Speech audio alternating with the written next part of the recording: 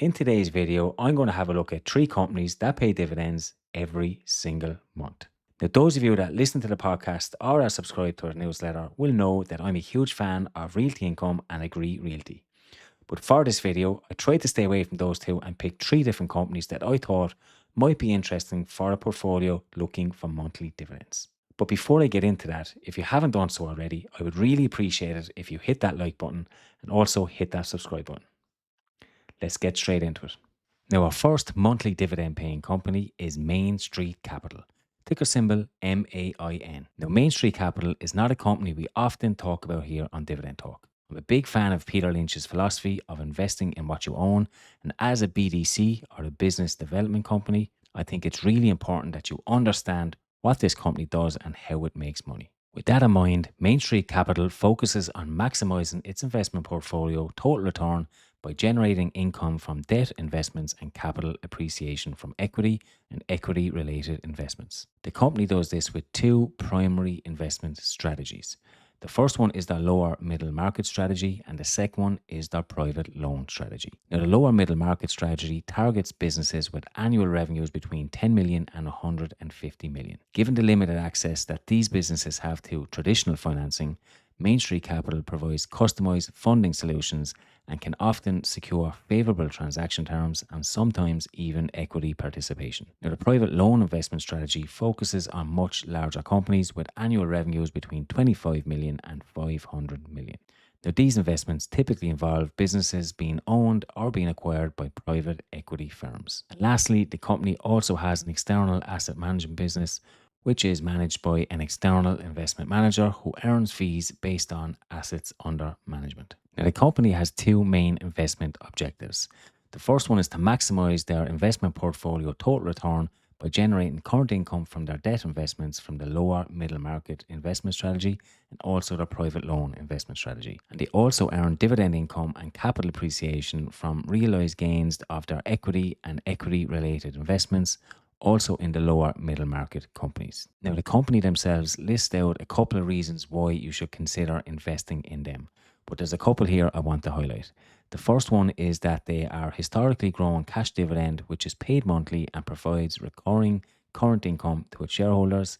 This is something we always want to see. And secondly, they have a conservative but well capitalized balance sheet with a net debt to NAV ratio of 0.73x. So looking at their dividend, I think you'll agree it is quite impressive, and it is something that they have never decreased since the IPO. Now, on top of their normal dividend, they've also been paying out special dividends over the last few years. Now, Main's dividend policy includes an exception for special dividends to the extent that DNII significantly exceeds monthly dividends. Now, if you never heard of DNII before, it stands for Distributable Net Investment Income.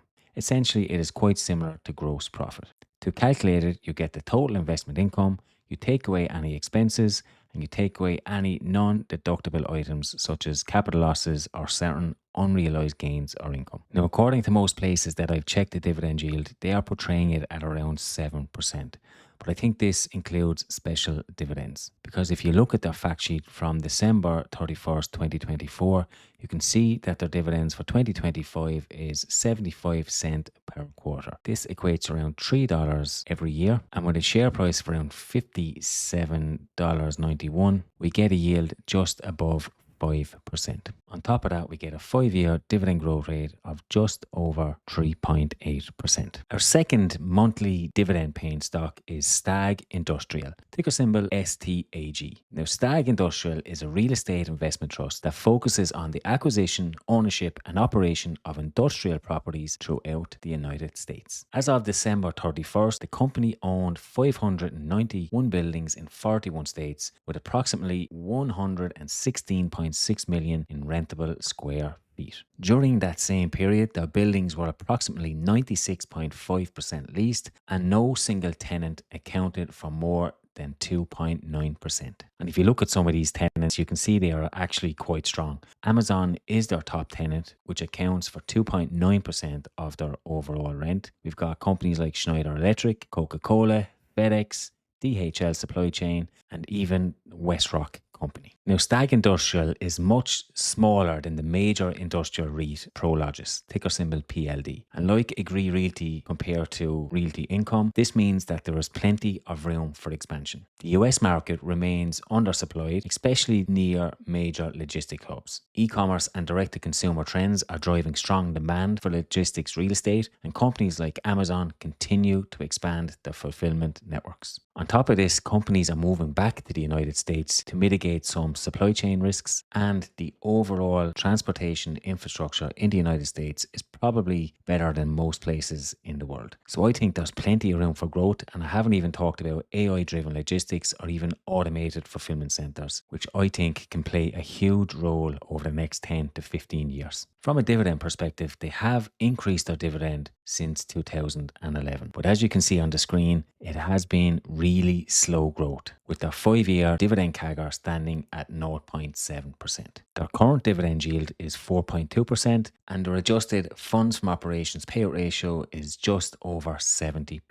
So at the moment, that starting yield with dividend growth is probably not enough to tempt me into investing in them. However, I do think that it does provide exposure to a sector that can potentially boom, especially as one of the only pure play industrial REITs in the United States. So it's probably one to keep an eye on over the next couple of years. Now, when I was doing the research for this video, I actually found it quite hard to find reliable monthly dividend paying companies. There's quite a few out there, and honestly, Realty Income and Agree Realty probably belong on this list. But I've spoke about them quite a bit over the last couple of videos, so I wanted to stay away from them in this video. So the third company that just about made the list was LTC Properties. Now, LTC Properties is a real estate investment trust that focuses on senior housing and healthcare properties across the United States. Now, LTC operates under various different investment structures, and this includes things like sale leasebacks, mortgage financing, and joint ventures. Their owned portfolio makes up 63.8% of their total revenues, and this includes both assisted living and skilled nursing. Now, assisted living is basically senior house facilities, and these cater to elderly individuals who require assistance with daily living, whereas skilled nursing facilities provide 24/7 medical care and rehabilitation services for seniors recovering from surgery, illnesses, or even chronic conditions. Now, you can see that 11.9% of their total revenues come from owned properties accounted for as financial receivables. Now, if you look down at note 3, basically what this means is that it represents acquisitions through sale leaseback transactions. So they've sold the property and now they lease that back to retain its use. The rest of the revenue then is made up from mortgage loans and joint ventures. So LTC also provides mortgage refinancing to senior housing and healthcare operators, and they earn interest income on any additional rental revenue. It also partners with operators through joint ventures, sharing both the risks and the reward. One of the benefits of this type of company is that most of it is a triple net lease structure. This means that their tenants cover things like property taxes, insurance, maintenance costs, which provides predictable cash flow for LTC.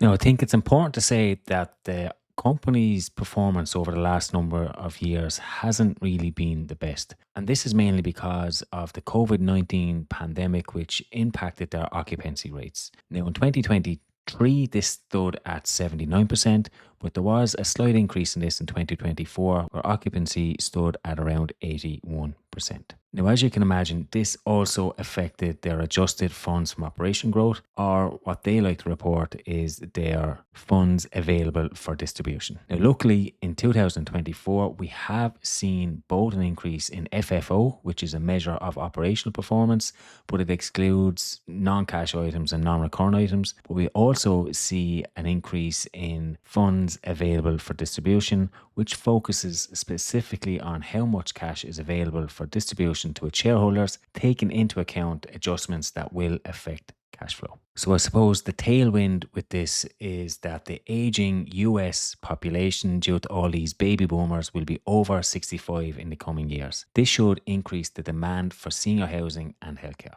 The 85 plus age group, which requires the most assisted living and skilled nursing, is projected to double by 2040. So, with these tailwinds and improving occupancy, there is significant room to start growing that adjusted funds from operation again, which should lead to a more stable dividend. Now, speaking of poor adjusted funds from operation growth, we can see that this has had an impact on dividend growth, which has been non existent since 2017. While it's encouraging that they didn't cut their dividend in that time, it's really hard to recommend this company as a dividend growth investor. So the real thesis behind this company will be this baby boomer generation that will require more assisted living and more senior housing. So if they can capitalize this long-term demand from the baby boomers, then maybe it does present a good buying opportunity at current prices. However, as I said, as a dividend growth investor, I would not be buying this for dividend growth just yet, but maybe a 6.4% yield is good enough to wait to see if they can capitalize on these tailwinds. So like I said before, I actually found it really hard to find good,